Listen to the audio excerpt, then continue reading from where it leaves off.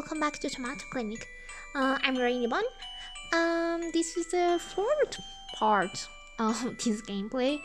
I didn't have the chance to upload until like 2 weeks later from the last video because it was my mother's birthday. So we went to visit our family's orchard. Yeah, over there it was very noisy because you have birds chirping. Well, birds like singing all the time, and it's very noisy. So that's why I'm doing this video until now. So let's continue where we left. I don't know if you remember, but Mary wanted to reapply the quiz we did at the beginning about vampires, but because we aced it, Mary was like, okay, well, maybe you can just ask questions about me then. So here are the questions we have. We only have two. I really like the second one. And I don't know if I mentioned that in previous video, because it reminds me of this novel. I don't know the name of it in English, but in Spanish, like the direct translation is Let Me In. But I'm sure that you have read it. It's like a very popular reference for vampires. Okay, so let's ask her the first question. Maybe this is a stupid question, but do vampires live forever? Nah, that will be really scary, honestly. We pretty much age just like humans do. I wonder why that myth got around then. I think it's just because we all had pale skin and all. People had a hard time telling us apart. I've heard stories about vampire kids being mistaken for their parents and such. And since people didn't want to interact with us much, there was never a chance to correct the misunderstanding. Oh, that's actually really sad. That's why I'm here though, to correct these misunderstandings. Any other questions? Do you really have to be invited to enter a place? This is a tricky one. There's nothing physically stopping us from entering without an invitation, but it's very taboo in vampire culture to do so. Taboo? The thing is, in the past, many humans were very wary of us. While as a rule we aren't supposed to take blood without consent, it's true that there were some vampires who did, and still do so. It's just like how there are some humans that commit crimes. That doesn't make all humans bad, but these bad vampires made humans scared of all vampires. The invitation rule kind of came up as a way to I don't know how to pronounce that word because I don't know it, to reassure human fears? No. Well, yeah, you get the idea. We never want to frighten anybody and do anything against the will. Entering a place without an invitation is included in that. Oh, and I guess the truth kind of got a bit warped? Yeah, that's better. All of this info is actually easily available online. It's just that sometimes it's hard for facts to overcome people's beliefs. Sorry to make you feel sad though. Any other questions for me? Questions? Not right now. Those were the only two questions that we had. I think I'm good for now. Cool. I think Gakuto should be back soon anyway, so I'll leave you two to it. Oh, she actually woke out normally this time. Yes, because she used the sides of the screen instead of like... Oh. I guess I just wait for Gakuto to come back. I can take a little look around here in the meantime. They have some interesting magazines. I've never seen most of these before.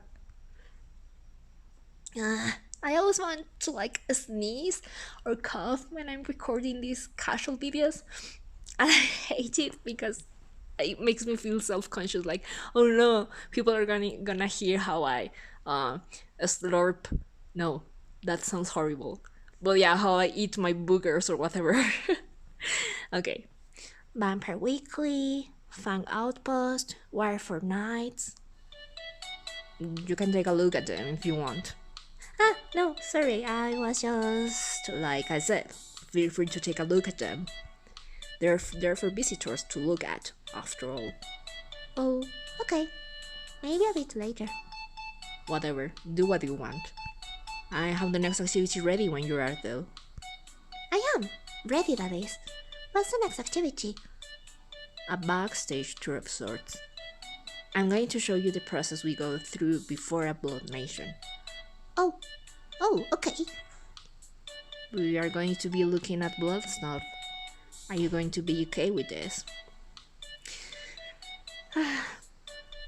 It's kind of funny because I have this problem of being like overly pathetic. So when I see blood like by itself, it doesn't scare me.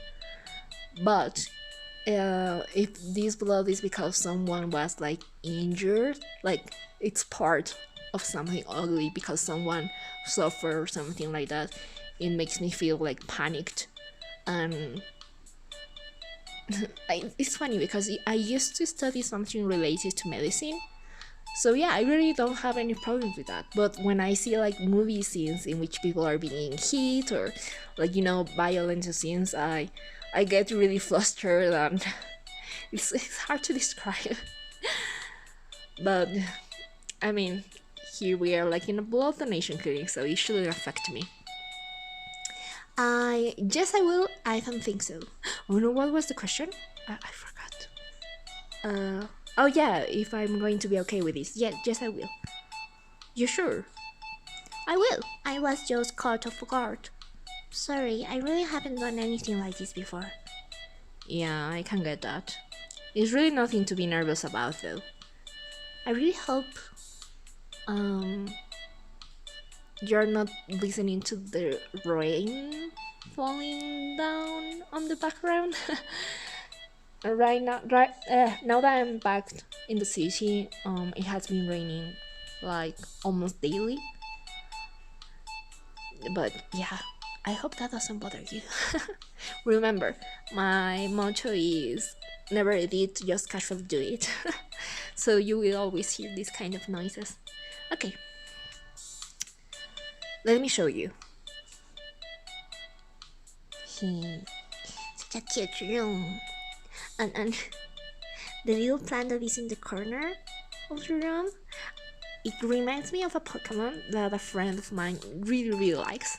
But I don't remember its name, and I hate myself because it's one of these classical Pokemon. But yeah. This is where the blood donations happen. Huh? It doesn't look very clinical. Yeah, Mario wanted all the rooms here to look as inviting as possible. To make sure people could feel comfortable. I have problems with this word. We visited a bunch of other clinics in other areas before deciding on the look for Tomato Clinic. It definitely makes me feel relaxed at least. He's smiling! Gakuchi is smiling! Look at him! So handsome! Okay. Guess it was worth the work we put into it then. What? Sorry, I didn't catch that. Nothing. Anyway, let me explain the process. How much do you know about blood donation? In real life, I know what is needed. I don't really know a lot, but I know almost of all of the requirements because there has been a lot of times in which I want to donate blood, but I can't because I'm taking medication. No, I'm on medication. I think is how you say it. So it's kinda sad. Not very much, honestly. I've only ever had a blood test, and that's about it. Okay, then I'll start at the beginning. First off, just to clear any possible misunderstandings, both Mary and I are certified to draw blood. All vampires working at donation clinics are required to be certified for both the regular human method and the vampire assisted method. Regular human method probably means using a needle, but I hate myself because I always want to like cough or sneeze when I'm recording because it's cold and stuff like that. Sorry. What's the vampire assisted method? I'm guessing you don't know much about vampire fangs, right? No, sorry. Well, you probably heard stupid stories about people getting pleasure from vampire bites. I actually didn't know that. I only knew that vampires were seen like as seductive people but I didn't know that their bites were actually like sexy. So no, I actually haven't. But my character has. Yeah, I have. That's not how it works. Oh, My character's like, oh, I wanted some kinky stuff. Oh. Our fangs have a substance which is a natural anesthetic with a calming effect. They're also very sharp and pointy, so the wound left behind is very small. At the blood donation clinics, the process is simple: bite, then draw. Huh? Oh my god, that sounded very high pitched. First, we bite to create a very small wound. Then we use a needle to draw out the blood. oh, but why not just? Use a needle in the first place. Unfortunately, blood loses its nourishing qualities very quickly after leaving the body. That is, unless it is first stabilized by the substance in our fangs. While it would be easier to just bite and suck blood from the source, we can't expect a human to always be available when a vampire gets hungry. That's where blood donation clinics come in. We draw blood and distribute it to the vampires who need it. Oh, like a vampire food bank. Something like that, yeah. Everything makes sense so far. Yes, I think so. Before we actually draw the blood, though, we do a health check to make sure everything is okay. And we're going to do that health check in the next video. So I hope you're enjoying this so far. And see ya!